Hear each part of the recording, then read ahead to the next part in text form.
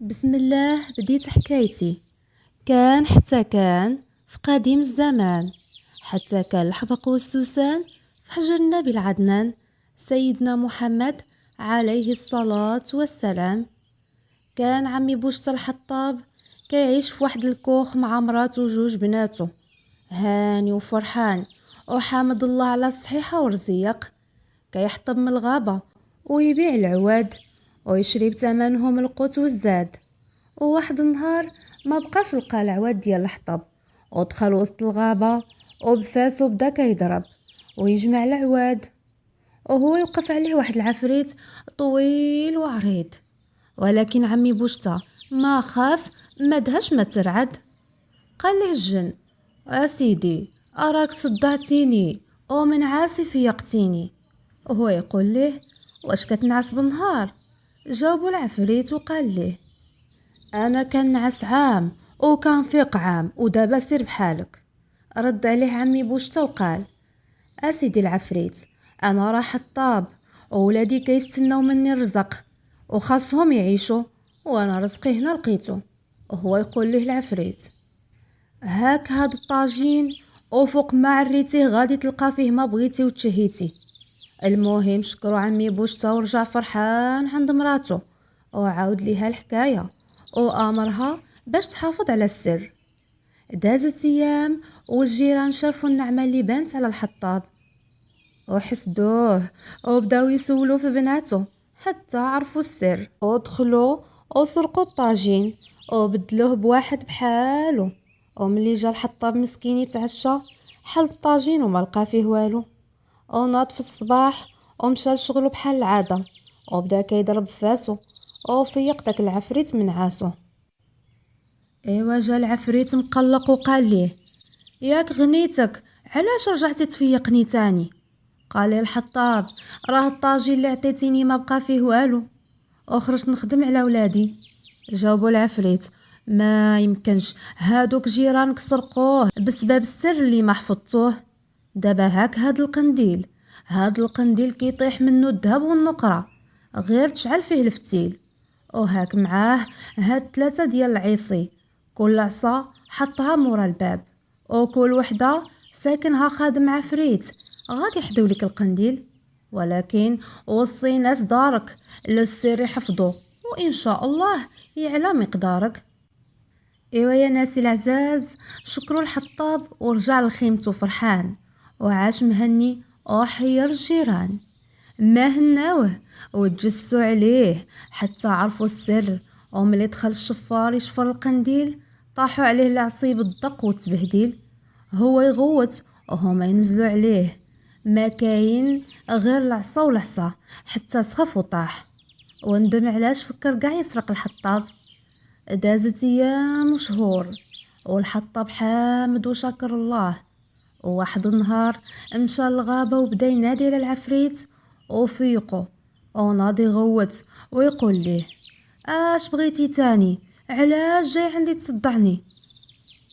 بداه عمي بوشتا بالسلام وقال ليه: راني جيت عندك باش نشكرك ونطلبك تقبل بنتي غنو، اكبر بناتي وهي زوينة فيهم، تكون مراتك. وهادشي هذا باش نرد لك الخير، راه خيرك مغرقني.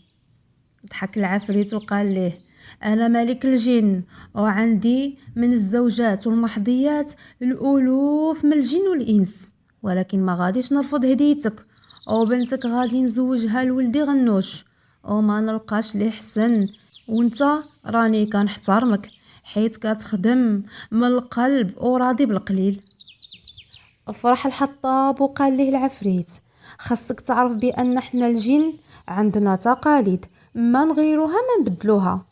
ودابا سير عند الوالده ديال غنو وقول ليها تغسل بنتها وتلبس ليها وتحني ليها وتزينها وتدخلها في بيت بوحدها، وتحط ليها الزاد وتسد عليها الباب، وما يشوفها حتى شي واحد، لا انت ولا هي ولا خواتاتها ولا جيرانها، وتخبيو خبار زواجها وما يسيق لي حد الخبار. رجع الحطاب لدارو وفرحات غنو سعدات ومشطات وتقادات. ومن بعد 3 أيام جاء أمير الجن وخدامو لدار الحطاب، وداو غنوا بلا ما تشوفهم.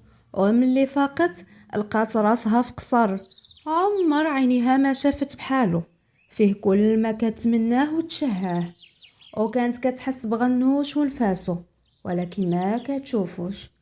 كان كيخرج في الصباح وما يرجع حتى العشية، حيت ما يمكنش ليها تشوفو ولا تكلمو حتى يكمل عام على زواجهم. وهذه هي عوايد الجنون. صبرات المسكينة حتى عيات، ودازت 9 شهور وما بقى والو تشوف راجلها، ولكن صبرها تقاضى. وقالت ليه بغيت نشوف والديا، راني توحشتهم. جاوبها بصوت حنين: غمضي عينيك. غمضات وفتحات عينيها ولقات راسها في دارهم. بدات كتعنق في خواتاتها وفمها وجارتها، وهي تفضح السر. سولوها على راجلها: كي داير؟ ابيض، كحال، طويل ولا قصير؟ دهشات وحلت فمها وقالت: عمرني ما شفتو، تيجي في العشاء وتيمشي في الفجر وما كيشعلش الضو. تعجبوا قالوا ليها: لا المره الجايه خليه حتى ينعس وشعلي شمعه وطلي عليه.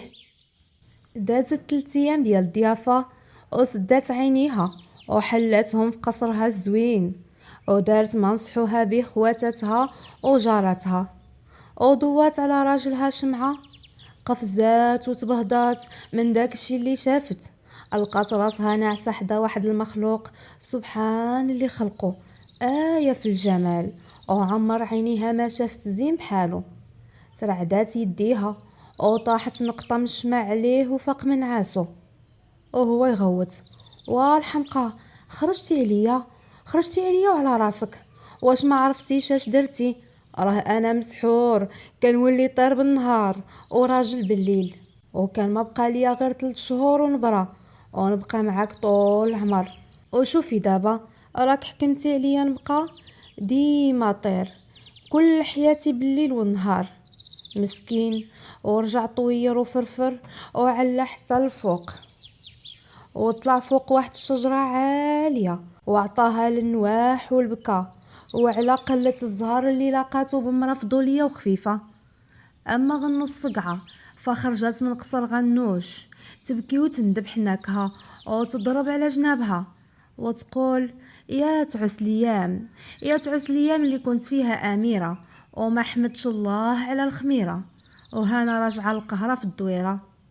شاع خبرها بين العباد وبداو يضحكوا عليها ويضحكوا على باها، وباها يقول: الحمد لله على المكتب. خرجت كتدور في السوق وتقلب وتسول، ومشات عند مول الذهب، لقات عنده تاج مرصع بالياقوت والجوهر.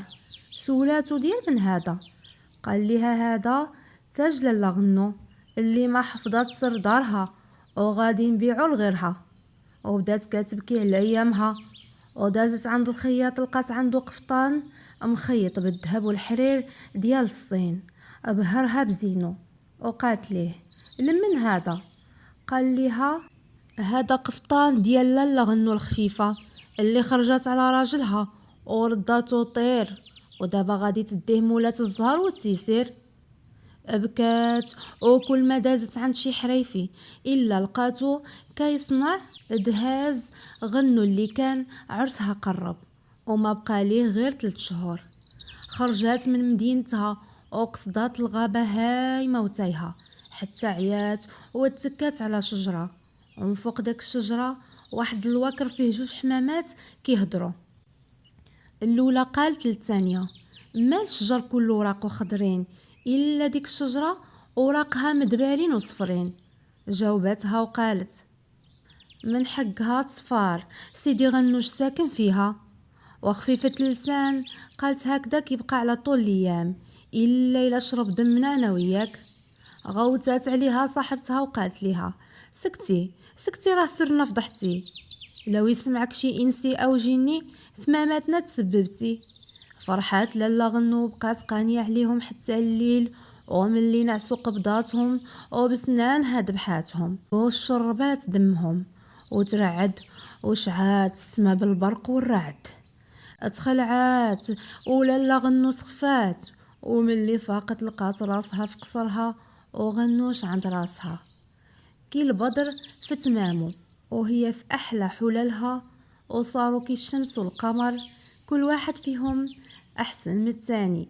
فرحات الناس وجوهم الهديات من كل مكان، وعاشوا في تبات ونبات، وزهات ايامهم بالصبيان والبنات. ومشات خبرتي من الواد الواد حتى تلاقت مع الناس الجواد.